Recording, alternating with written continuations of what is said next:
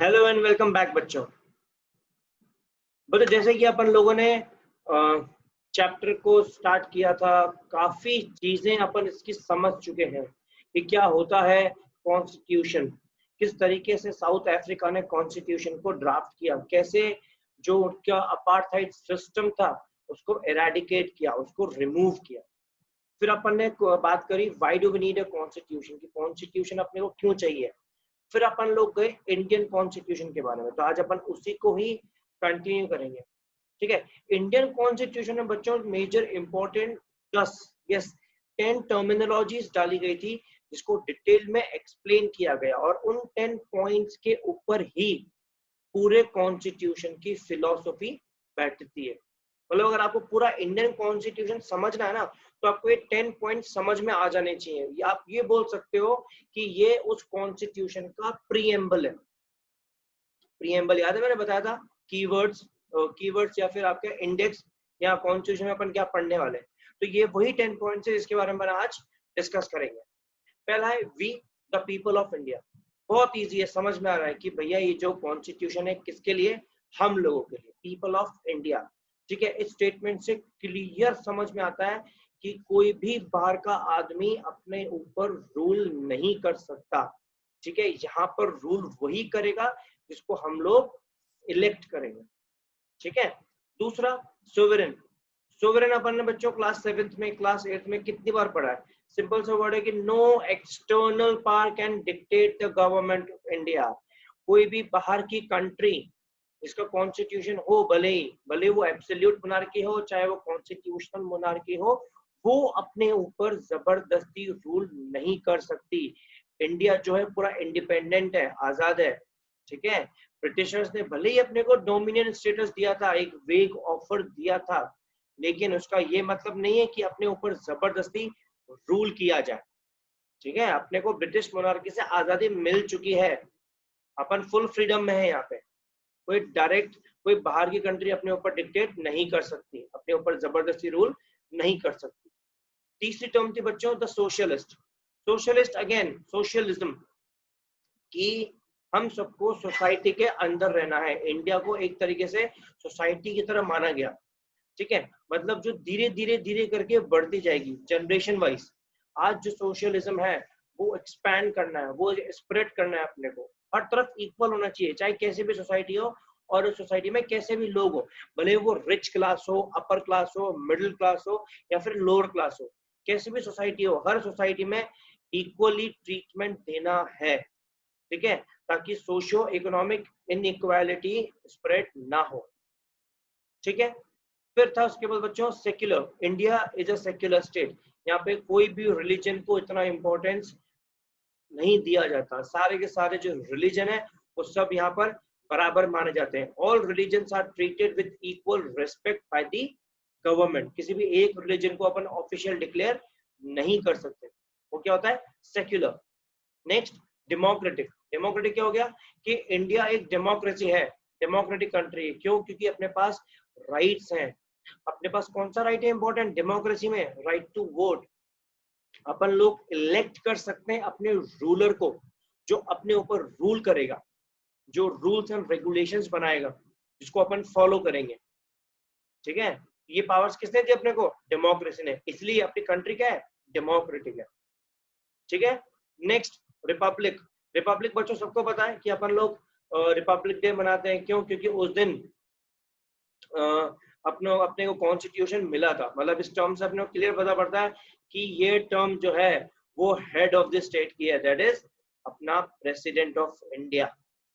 और ये जो पोजीशन होती है ना बच्चों, ये कोई हेरिडिटरी पोजीशन नहीं है। हेरिडिटरी मतलब आज कोई प्रेसिडेंट है, नेक्स्ट उसकी फैमिली से होगा, ऐसा नहीं है। हेरिडिटरी नहीं है। जो लायक होगा वही बनेगा, जो काबिल होगा, जो एबल होगा, जिसके पास स्किल्स होंगे, वही अपनी कंट्री का हेड बनेगा। हेड ऑफ द स्टेट हमेशा प्रेसिडेंट होता है, ना कि प्राइम मिनिस्टर। ठीक है, नेक्स्ट अपन करते हैं जस्टिस। लास्ट के चारों टर्म्स हैं, बहुत इजी हैं। जस्टिस की कोई भी बेसिस पे डिस्क्रिमिनेशन नहीं होगा, चाहे वो कास्ट हो, रिलीजन हो, जेंडर हो, रेशियल हो, कैसा भी हो, डिस्क्रिमिनेशन नहीं होगा। सबके साथ जस्टिस जो होगा वो इक्वल होगा। अगर सिंपल लैंग्वेज में बोलूं, everyone is equal in the eyes of the law, justice सबके लिए बराबर है। और जस्टिस का मेन मोटिव क्या है कि जो पुअर क्लास है या फिर जो ऑपरेस क्लास है उन सबका वेलफेयर होना चाहिए। उन सबके साथ ऐसा नहीं है कि उनके पास पैसा नहीं है या वो रीच नहीं कर सकते या वो अप्रोच नहीं कर सकते तो उनके साथ गलत हो, ऐसा नहीं होना चाहिए बच्चों। ठीक है, आया समझ में? ये था जस्टिस। Next liberty. लिबर्टी का सिंपल वर्ड में मीनिंग बताता हूँ। लिबर्टी का मतलब होता है फ्रीडम।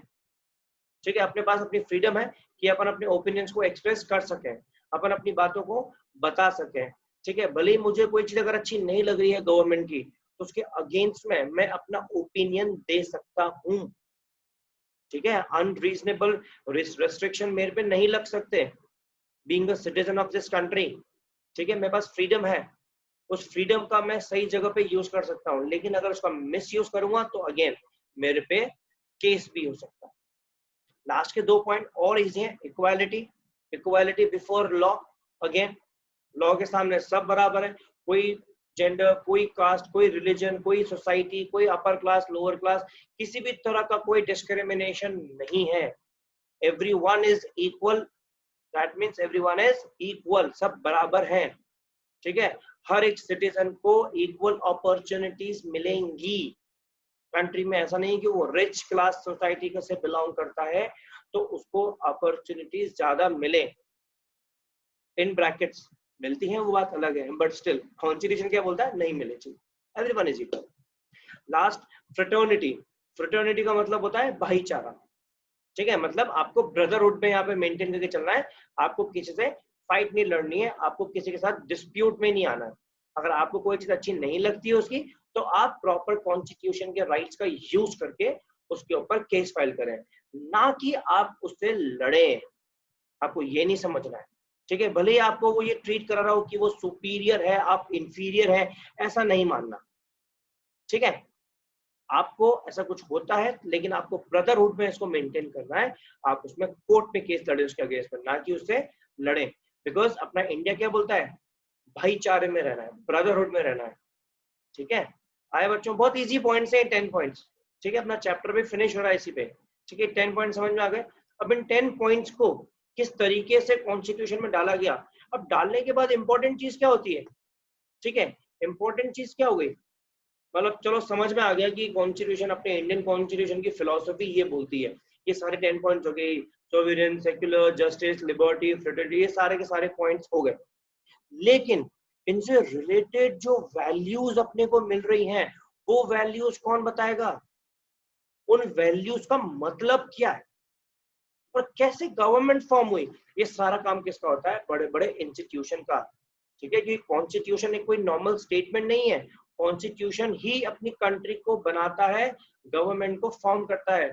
तो इंस्टीट्यूशन का भी काम होता है कि इसको प्रॉपर तरीके से डिफाइन करे, किसके पास कितनी कितनी पावर्स है और जितनी पावर्स है उससे रिलेटेड कितनी उसके पास लिमिटेशन है। ये सारा काम किसका होता है बच्चों, इंस्टीट्यूट का, ताकि कॉन्स्टिट्यूशन का कोई मिसयूज ना करे। तो ये सबके पास सर्टेन राइट्स है, फिक्स्ड राइट्स है, ना किसी के पास ज्यादा है ना किसी के पास कम है। उसको मेंटेन करके चलने का काम किसका होता है बच्चों, इंस्टीट्यूशन का। इसलिए इंस्टीट्यूशनल डिजाइन ये बहुत जरूरी है समझना। ठीक है, कि किस तरीके से कॉन्स्टिट्यूशन को पावर्स में बांधा जाता है, जितनी पावर्स देंगे उतनी उसके साथ लिमिटेशंस भी आएंगी। ठीक है बच्चों, बहुत इजी पार्ट था लास्ट का अपना, अच्छे समझ में आया। 10 पॉइंट्स को आप याद कर लीजिएगा, उसके नोट्स बना लीजिएगा, बहुत इजी पॉइंट है। फिर भी अगर आपको लगता है कि आपको इसमें कुछ दिक्कत आती है अपन सॉर्ट आउट कर देंगे। चलिए बच्चों, तब तक के लिए बाय बाय। हाँ बाय द वे, ये चैप्टर अपना यहाँ पर फिनिश होता है, नेक्स्ट सेशन में मिलेंगे अपन नेक्स्ट चैप्टर के साथ।